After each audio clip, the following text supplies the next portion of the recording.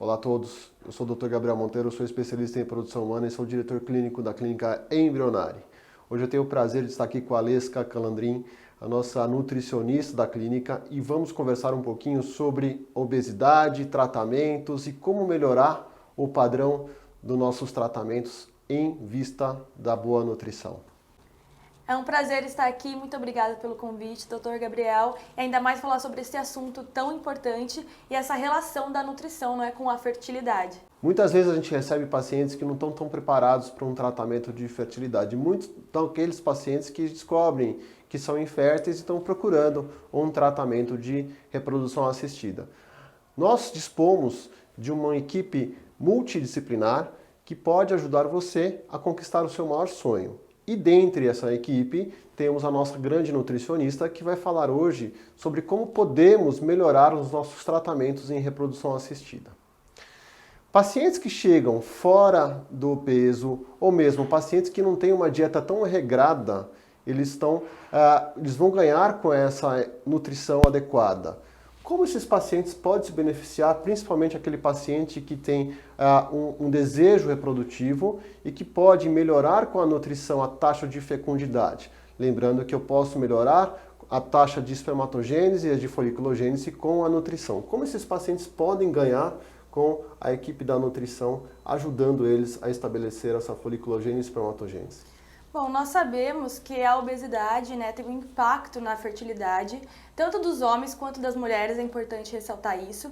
E também a alimentação que é ocidental, né, que é a alimentação que nós temos hoje em dia, que é muito pró-inflamatória.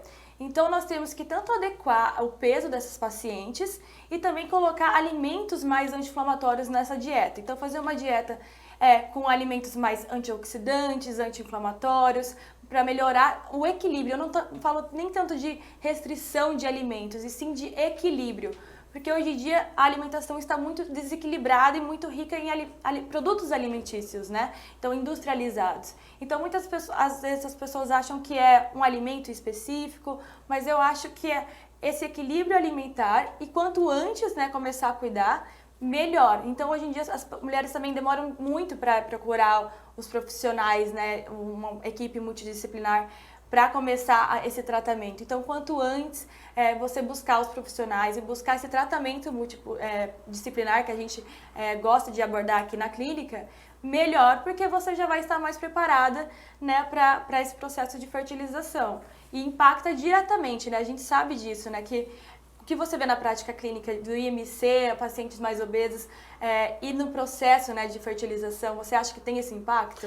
Os tratamentos de reprodução assistida, sim, eles têm uma piora quando a paciente tem um IMC acima de 29, principalmente aquelas pacientes com gordura centrípeta, né? Então a gente vê que a paciente com IMC acima de 29 vai precisar de mais drogas, ou seja, mais medicação para induzir a ovulação, que muitas taxas de fertilidade vão diminuir, a taxa de blastulação diminui para essas pacientes e principalmente a taxa de gravidez, que é uma das taxas que a gente mais procura em pacientes que estão buscando um bebê.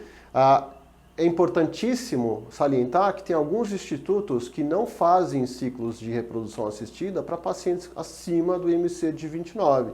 Então isso é importante, porque observamos aqui no consultório um grande aumento do número de pacientes inférteis, principalmente do sexo masculino. Isso também de acordo com a alimentação desses pacientes, a alimentação que eles vêm buscando no dia a dia.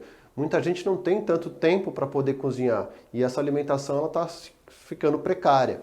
Então eu queria saber de você, Aleska, quais alimentos que a gente pode fazer para melhorar a foliculogênese e a espermatogênese, principalmente a espermatogênese, porque está havendo um grande aumento da infertilidade masculina e isso está nos preocupando bastante. Há alguns alimentos que melhoram a taxa de fertilização ou de fecundidade, que é da foliculogênese e da espermatogênese? Sim, aqueles alimentos que reduzem o estresse oxidativo, né, que são os antioxidantes. Então, por exemplo, o licopeno, que está presente no tomate, que a gente fala, mas importante ser orgânicos também. A vitamina A, presente em legumes alaranjados, como a abóbora, a cenoura, o mamão, então também precisa estar presente.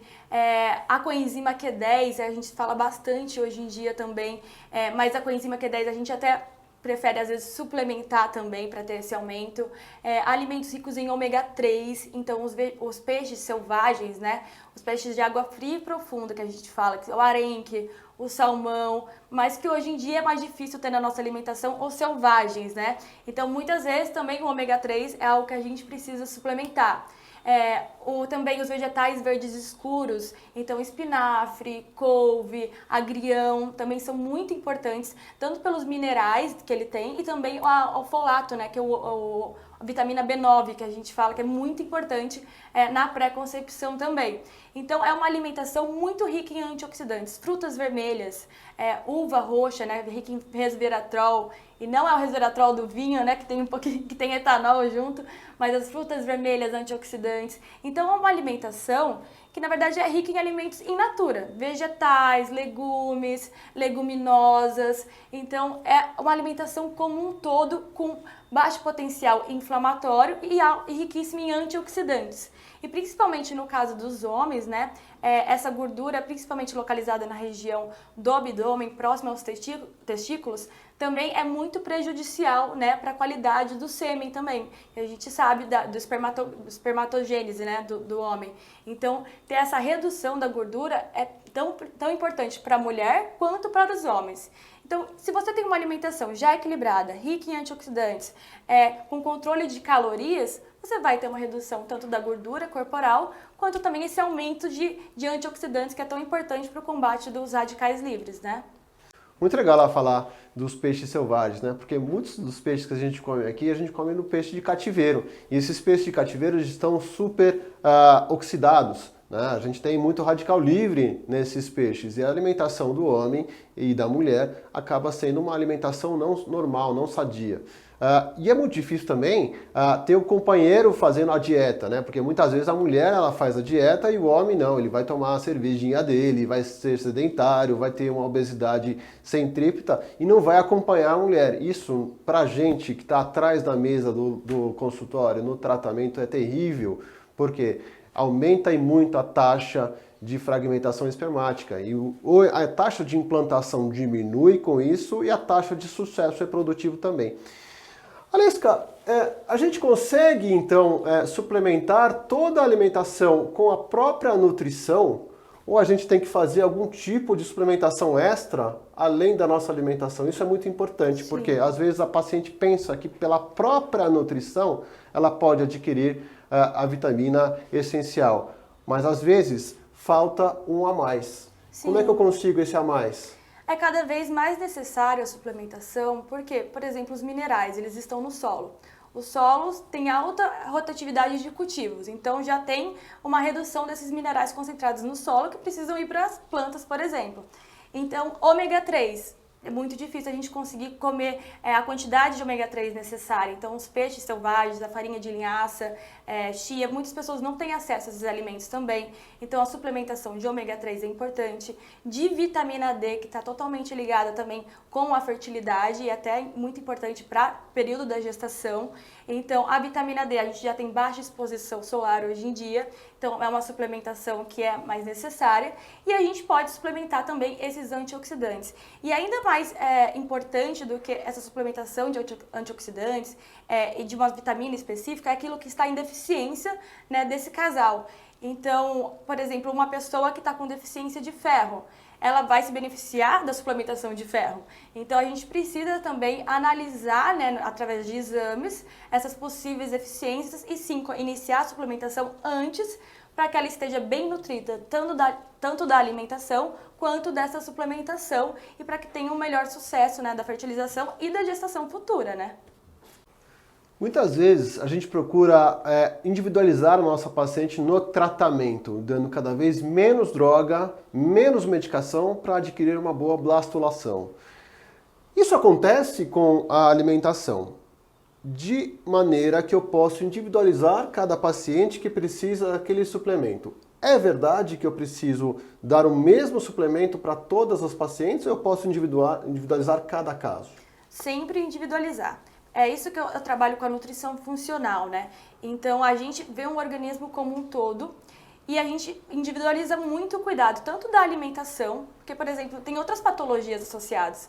A mulher normalmente não chega só com uma infertilidade em si, mas ela pode ter uma síndrome dos ovários policísticos, pode ter uma endometriose, uma diabetes. Então, para cada organismo, a gente vai fazer uma suplementação e uma alimentação diferenciada. Porque uma pessoa também pode estar até com IMC de eutrofia, né, que é o IMC ideal, mas ela tem alguma deficiência nutricional, por exemplo. Então, nesse caso, a gente não vai fazer uma restrição de calorias, mas vai suplementar aqueles nutrientes que estão necessários.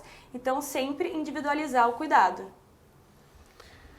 E uma última pergunta. A minha paciente ela vai começar o tratamento em busca do seu querido bebê.